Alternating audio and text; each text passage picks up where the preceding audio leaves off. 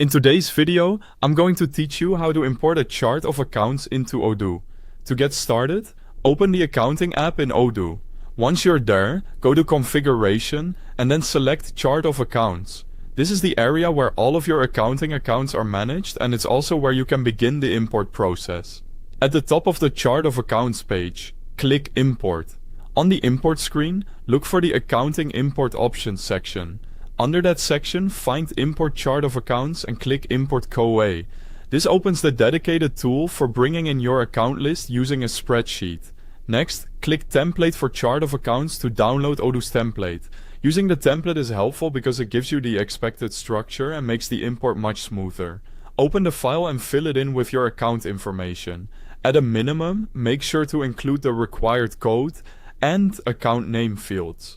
If you already have opening balances for your accounts, add that information as well where applicable.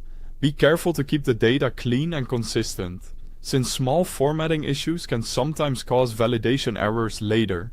When you've finished entering your data, save the completed spreadsheet in a supported format such as XLSX or CSV. Then return to the Import Chart of Accounts page in Odoo, click Upload, or simply drag and drop your file onto the page.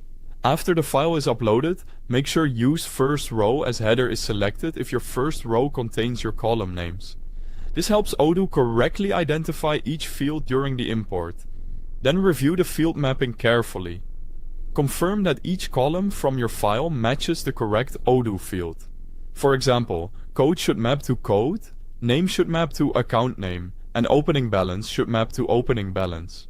If your spreadsheet contains extra columns that aren't needed, you can leave them unmapped. If you prefer, you can also remove those columns from the spreadsheet and re-upload the file for a cleaner import.